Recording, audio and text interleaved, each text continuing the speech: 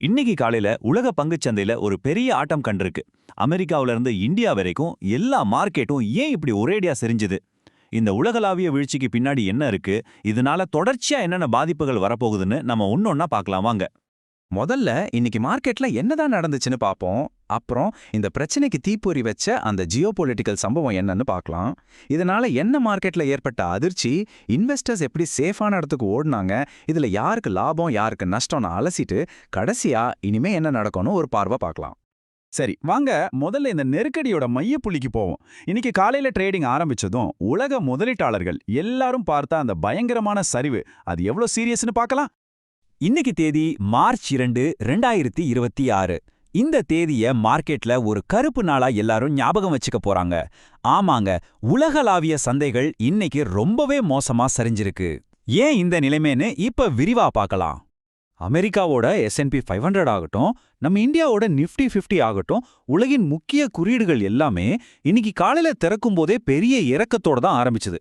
அதாவது நேட்டு முடிஞ்ச விலையை விட ரொம்ப கம்மியா ஓபன் ஆச்சு.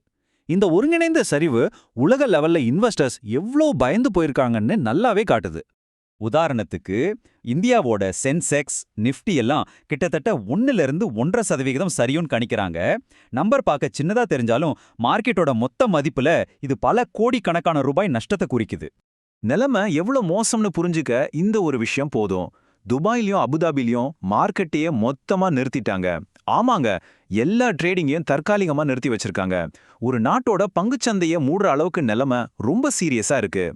சரி, எல்லாத்தையும் பார்த்தாச்சு. இப்ப முக்கியமான கேள்விக்கு வருவோம். உலகத்தையே இப்படி உழுக்குன இந்த தொடர் விளைவுக்கு என்ன காரணம்? திடீர்னு மார்க்கெட் ஏன் இப்படி தலைகீழா சரிஞ்சுது? என்ன நடந்துச்சுங்கிறத பார்த்துட்டோம். இனி ஏன் நடந்துச்சுன்னு பார்க்கலாம் வாங்க. எல்லா பெரிய மார்க்கெட் வீழ்ச்சிக்கும் ஒரு ஆரம்ப புள்ளி இருக்கும் இல்லையா? இந்த தடவை அந்த ஆரம்ப புள்ளி போன வார இறுதியில நடந்த ஒரு புவிசார் அரசியல் சம்பவம் தான். அது என்னன்னு பார்ப்போம். போன வார இறுதியில அமெரிக்காவும் இஸ்ரேலும் சேர்ந்து ஈரான் மேல ராணுவ தாக்குதல் நடத்தினாங்க. இதுல ஈரானோட உச்சத்தலைவர் இறந்துட்டாதான் செய்திகள் வந்துச்சு. அவ்வளோதான். இந்த ஒரு நியூஸ் உலகத்துல இருக்கிற எல்லா முதலீட்டாளர்களையும் பயங்கரமா பீதிக்குள்ளாக்கிடுச்சு. உடனே எல்லாரும் ரிஸ்க் எடுக்க வேண்டாம்னு முடிவு பண்ணி பணத்தை வெளியெடுக்க ஆரம்பிச்சிட்டாங்க. இந்த ஜியோ பொலிட்டிக்கல் டென்ஷன் முதல்ல போய் அடிச்ச இடம் உலக எரிசக்தி சந்தை. செறிஞ்சு விழுந்த முதல் டாமினோ இதுதான்னு சொல்லலாம். இந்த பதட்டம் எப்படி என்ன மார்க்கெட்டை மொத்தமா உழுக்குச்சுன்னு பார்க்கலாம். ஏன் முதல்ல எரிசக்தி சந்தை பாதிக்கப்பட்டுச்சு? அதுக்கு காரணம் இருக்கு. உலகத்தோட மொத்த ஆயில் சப்ளைல கிட்டத்தட்ட 20% இப்ப பதட்டமா இருக்கிற ஹார்மோஸ் ஜலசந்தி வழியா தான் போகுது. யோசிச்சு பாருங்க, இந்த ஒரு வழி அடைபட்டா உலகத்தோட எண்ணெய் சப்ளையே ஸ்தம்பிச்சு போயிடும். இதோட உடனடி எஃபெக்ட் என்ன தெரியுமா? பிரெண்ட் கச்சா எண்ணெய் விலை ஒரே நாள்ல 7% மேல ஏறிடுச்சு. இப்ப ஒரு பேரல் கிட்டத்தட்ட $80 நெருங்கிட்டு இருக்கு. இந்த திடீர் விலையேற்றம் உலக பொருளாதாரத்தை மட்டும் இல்ல, நம்ம போடுற பெட்ரோல் விலையிலும் பெரிய பாதிப்பை உருவாக்கும். ஒருவேளை அந்த ஜலசந்தியில சப்ளை தடைப்பட்டதுன்னா அவ்வளவுதான். எண்ணெய் விலை ஒரு பேரலுக்கு $100ங்கிற அபாயகரமான லெவலுக்கு போயிடும். இது உலக அளவுல பணவீக்கத்தை இன்னும் அதிகமாக்கும்னு எல்லாரும் பயப்படுறாங்க. இந்த எண்ணெய் விலை உயர்வு இந்தியாவோ மாதிரி எண்ணெயை இறக்குமதி பண்ற நாடுகளுக்கு ஒரு பெரிய வில்லன் மாதிரி தான்.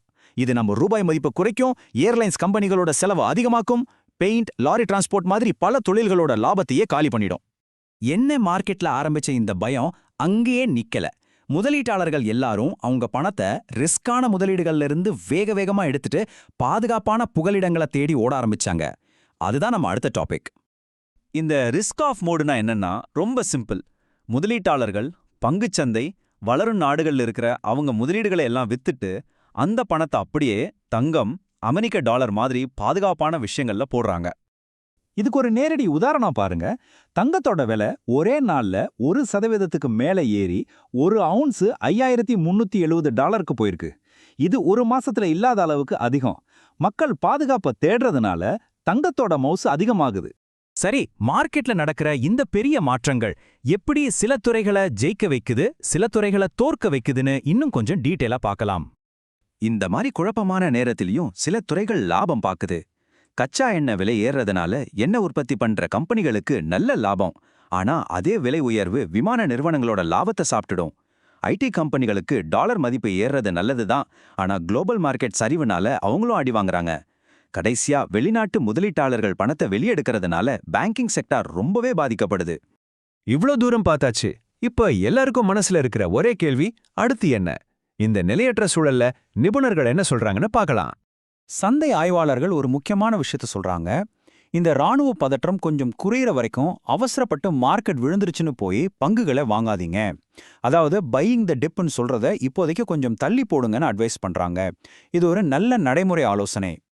இன்னைக்கு நாம பார்த்த இந்த எல்லா விஷயமும் ஒரு முக்கியமான கேள்வியை நம்ம முன்னாடி வைக்குது. நாம வாழ்ற இந்த உலகம் ஒன்னோட ஒன்னு ரொம்ப ஆழமா இணைஞ்சிருக்கு. அப்போ எங்கேயோ ஒரு மூலையில பத்த வைக்கிற ஒரு சின்ன தீப்பொறி உலகத்துல இருக்கிற எந்த சந்தையாவது விட்டு வைக்குமா? இதுதான் நாம எல்லாரும் இன்னைக்கு யோசிக்க வேண்டிய விஷயம்.